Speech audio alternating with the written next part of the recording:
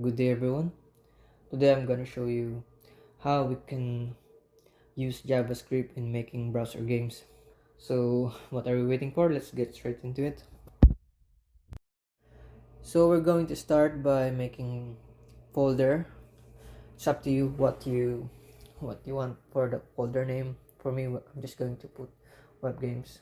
I'm going to use Visual Studio Code.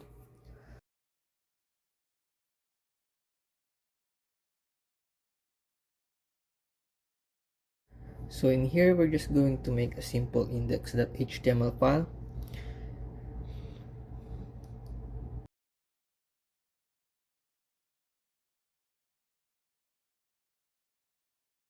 We're going to tag our index.js. Right after that, we will make the canvas element. This is where all the things will happen. So we'll just make a simple h tag here, h1 tag. So okay, so the one that we're going to use is the Babylon.js, CDN. So just grab that, copy that, and paste it on your HTML file, the top of your head, at the top of the body. So in here I'll just put log so we can console that log. Everything's working fine. So what's missing? Yeah, so now we can start creating the scene of our game. First, make first function. The function will await some. I will just grab the canvas.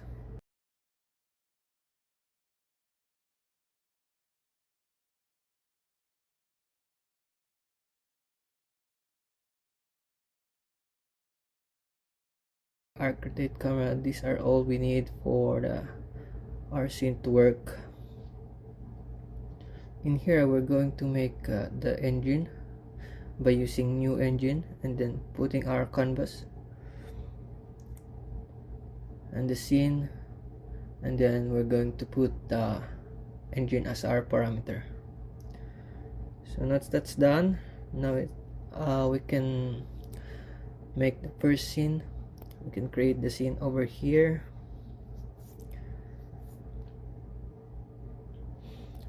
First thing we need is we're going to make the camera.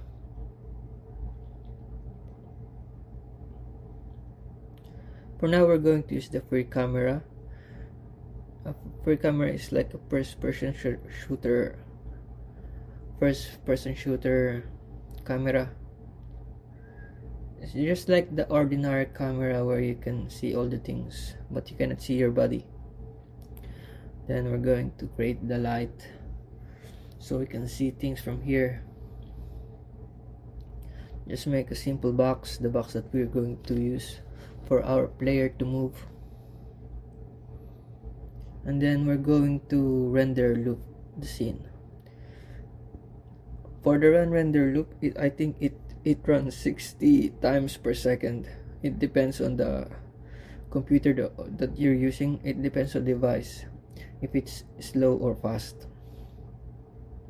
So once that is done, we're going to await the scene by using when ready async. It's just one way of telling that if the scene is ready, then dispose the old scene, and then we're going to use the new scene for that. So you can create first scene, second scene, third scene. It's up to you what you want.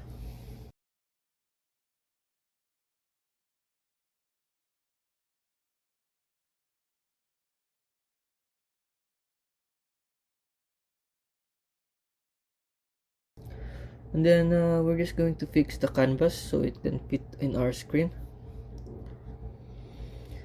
by positioning it to fixed, and then put the top 0, left 0, and width and height for 100%. Let's see. Yeah, now it's working.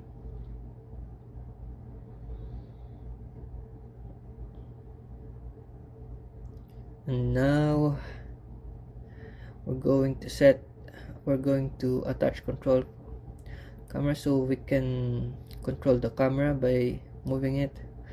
You can use your numeric keys for moving the camera, and then for panning you can use the mouse.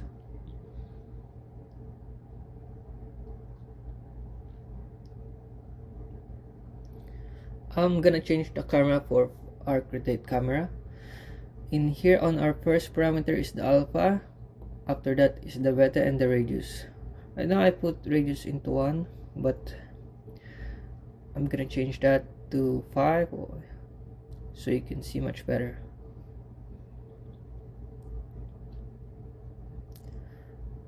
But you can set it to more than 5 so you can see all from the scene.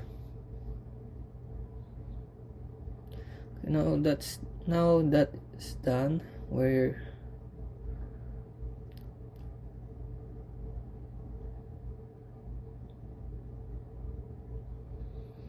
okay, after that we're going to, for now I'm just going to use the box,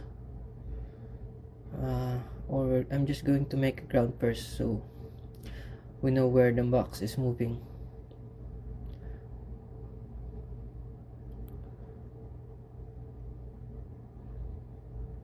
Just set this to 15 so you can see everything.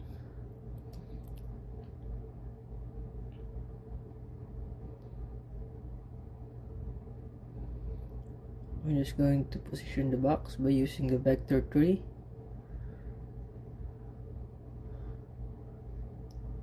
By the way, for the vector tree, the first parameter is the x-axis, the second one is the y-axis, and the third one is the z-axis of the mesh. So you can reposition your meshes by using new vector tree.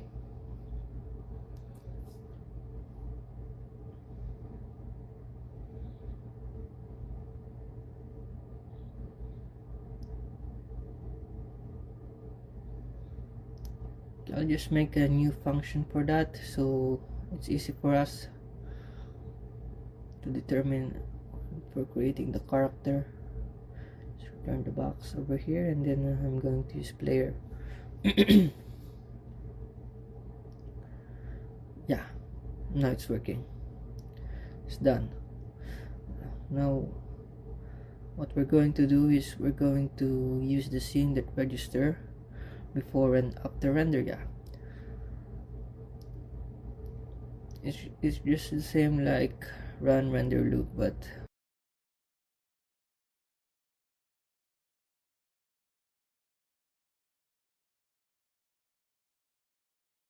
every time the scene is rendered, it will run this piece of code, the player that locally translates. So locally translate is like moving the mesh from its local axis. So in order for us to control it, we will put the operational if. So if it's moving, then it will reposition forward to its local axis. So for now I'm just going to use the default window odd event listener, key down and key up. So if I press W, then it will move, and then if it detect the key up, then it will move, it will disable the moving variable. Okay, so what's next?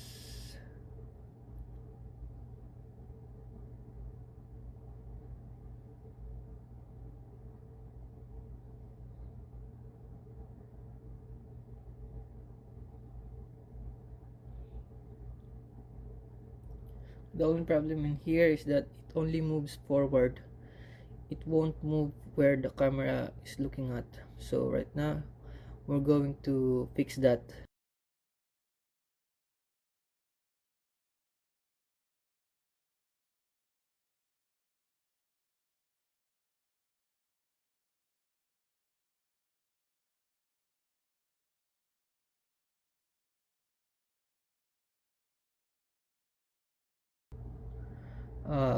So we will set that in here. I'll just make a function on that.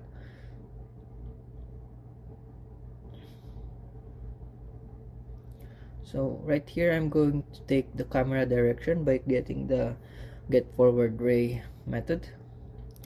So in the camera cam dir, I name it cam dir, so it will be cam direction. So right now in here I will just put position.add, so it will grab our box position and then it will add the camera's direction. So it's like when you're facing to something, it will get your position and then will add the position in front of you. So right now the input position is the position in front of us, so saying that the box will look at in that direction. After that, we're gonna set the locally translate into forward. So that's everything, guys. I hope you enjoyed the video. Into our next video, we're going to import some moving objects or moving model from our Blender, so we can see it, if it's moving or not. We can use Blender model from that. Okay, for now we'll just stick from this. So thank you guys, thank you for watching. I hope we see you again next time. Bye.